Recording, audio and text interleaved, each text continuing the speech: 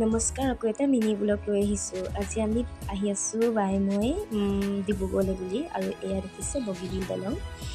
আৰু কি কাৰণে আহিছোঁ গম পাইছে, মোৰ গা ভাল নাইকিয়া হৈছিলে আৰু সেইবাবে আহিছিলোঁ ৰীতা আহমেদ বাইদেউৰ ওচৰলৈ, নাৰ্ছিং ৰুম GNE। এয়া নাৰ্ছিং ৰুমত পাই গ'লোহি। পেচেণ্ট নাই, অহা নাই এতিয়ালৈকে।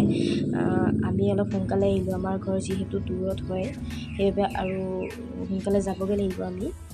আৰু এয়া দেখিছে বাইদেউ ৰুমত পাই গ'লহি, ডক্টৰ ৰীতা আহমেদ লিখা হৈছে। আৰু এয়া পেচেণ্ট অহাই নাই কোনো। বাইদেউ 11টামান বজাত বহেহে, যিহেতু অলপ আমি সোনকালে আহিলোঁ আৰু সেইবাবে ভাবিলোঁ নাৰ্ছিং ৰুমখন অলপ ভিডিঅ' কৰি আপোনালোকক দেখুৱাওঁ।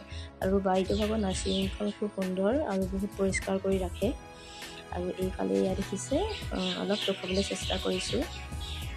আৰু এইফালে দেখিছে মেইন টাউন ডিব্ৰুগড় হস্পিটেলত বেমাৰৰ ট্ৰিটমেণ্টটো খুব সুন্দৰ আৰু সেইবাবে মই ইয়াতে দেখুৱাবলৈ আহিলোঁ।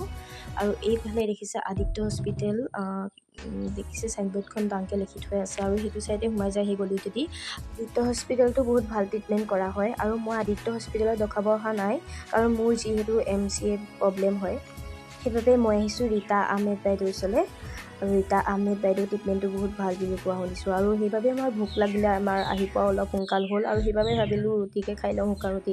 আৰু এইফালে আকৌ আমি ভণ্টিহঁত ইয়াতে পঢ়ি আছে দেই, সিহঁতৰ মাতিলে আৰু সিহঁতৰ ওচৰলৈ আহিলোঁ। আৰু সিহঁতি ক'লে ভাতটো আমাৰ ইয়াতে খাই যোৱা, সিহঁতৰ ইয়াতে ভাতটো খাই গ'লোঁ। সিহঁতক লগ পাই বহুত ভাল লাগিল। আজি ভিডিঅ'টো ইমানেই, বাই বাই।